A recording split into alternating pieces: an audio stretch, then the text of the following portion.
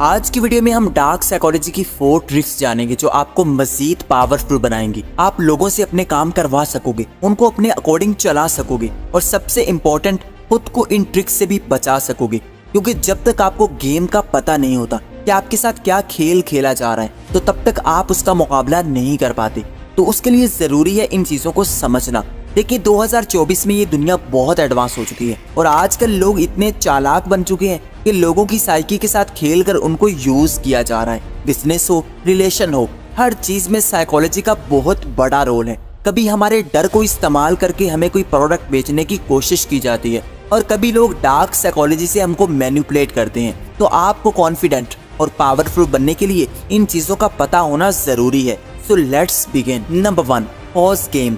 देखिए खुद को कॉन्फिडेंट और पावरफुल दिखाने के लिए आपको पॉज की गेम को समझना होगा। आप जिससे भी कोई काम करवाना चाहते हैं, कोई बात मनवाना चाहते हैं, अपनी किसी बात पर फोकस करवाना चाहते हैं, तो अपनी बातों में पॉज लेकर आए। मेन वर्ड पर पॉज करें। आपका ये पॉज अगले इंसान के सबकॉन्शियस माइंड को हिट करता है। जब आप फ्लो में बोलते हो तो आपकी बातों को इतनी तवज्जो नहीं दी जाती, बस सुनकर इग्नोर कर दिया जाता है। जब आप अपनी बातों में पॉज लेकर आते हो और अगले इंसान के सामने अपनी बात को रुक रुक कर बताते हो, तो अगला इंसान उस बात के बारे में सोचने पर मजबूर हो जाता है और आपकी बात की वैल्यू बढ़ जाती है। आप अगर कोई बात एक्सप्रेस करने जा रहे हो तो उसमें पॉज लो। इससे अगले लोग आपकी बात को जरूर मान लेंगे और ये चीज आपकी पावर को शो करवाएगी और लोग आपसे डरेंगे क्योंकि आपकी पावर उनको नजर आने लगेगी। इससे आप इफेक्टिव तरीके से अगले लोगों से बात कर पाओगे और अपने काम करवा पाओगे और वो आपसे एग्री भी करेंगे। फॉर एग्जाम्पल, अगर मुझे किसी से ये कहना है कि मैं तुमसे मिलने आ रहा हूँ, अब अगर मैं ऐसे कहूंगा कि देखो मैं तुमसे मिलने आ रहा हूँ और मुझे जरूर इत्तला कर देना कि तुम कब फ्री होते हो,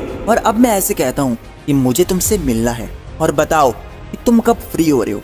अब इस तरह मेरी बात में ज्यादा दम आ चुका है और इस तरह आप भी अपनी किसी भी बात को पावरफुल बना सकते हो। बेवकूफों की तरह मत बोलो जैसे कोई टीवी लगा हुआ है जो चलता जा रहा है, जिसकी आवाज तो कानों में आ रही है मगर हमारा फोकस उस तरफ नहीं जा रहा। लेकिन जैसे ही अल्फाज में पॉज आता है, थोड़ी खामोशी आती है, तो हमारा ब्रेन एक्टिव हो जाता है और इससे फ्लो टूटेगा और सामने वाले का ब्रेन ज्यादा एक्टिवेट होकर हमारी बात को प्रोसेस कर पाएगा। इसलिए अगर लोगों से कोई भी काम करवाना है, कोई भी बात बनवानी है, तो अपनी बात करने के स्टाइल को मास्टर कर लो। ऐसे बोलो कि आपका एक लफ्ज भी अगले इंसान को हिला कर रख दे, ना कि आप तोते की तरह बोलते रहो और अगले इंसान को सोचने का मौका ही ना दो। इससे लोग आपकी बात को कभी नहीं मानेंगे। और आगे है नंबर 2, रिवॉर्ड गेम।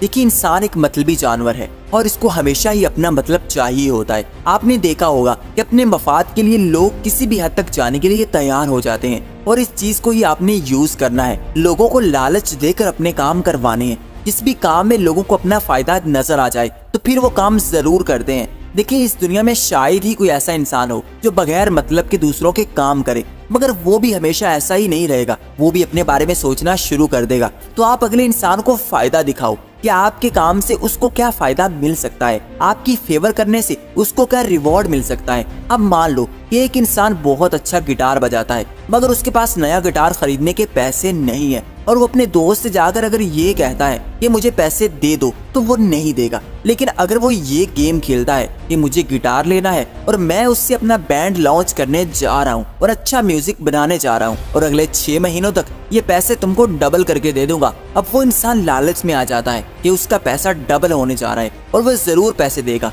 और यही तो सब बिजनेसमैन करते हैं, हमें कोई ना कोई फायदा दिखाते हैं कि अगर हम उनकी प्रोडक्ट को खरीदेंगे तो हमें ये मिलेगा और अगर हम ना खरीदें तो हमें ये नुकसान हो सकता है। हर कोई मतलब के लिए काम करता है। आप भी मेरी वीडियो पर सिर्फ अपने मतलब के लिए आए हो कि मुझे इसमें क्या मिल सकता है, मेरे फायदे की इस वीडियो में क्या चीज है, तो इस चीज को पॉजिटिव तरीके से लें। हर इंसान को फायदा चाहिए, तो शुरू में अपना काम लेने के लिए उनको वो फायदा दिखाएं, उनको सबसबाग दिखाएं, फिर ही वो आपका काम करेंगे, वरना वो आपके किसी भी काम नहीं आएंगे। बहुत से लोग अपना काम करवाने के लिए दूसरों को इसी तरह मैनिपुलेट करते हैं कि ये भी तुम्हारा काम है, अगर ये ना हुआ तो तुम्हें भी नुकसान होगा और अगर ये हो गया तो तुम्हें भी फायदा मिलेगा। असल में ना तो उनका कोई नुकसान होता है और ना ही फायदा, बस लोगों को लालच देकर या उनको डरा कर अपना काम निकलवाया जाता है। अगर आपने पावरफुल बनना है तो आपको ये गेम सीखनी होगी। लोगों को रिवॉर्ड का लालच देकर अपना काम निकलवाना होगा और ये चीज आपको बहुत आगे ले जाएगी। और आगे है नंबर 3, नॉन रिएक्टेंस।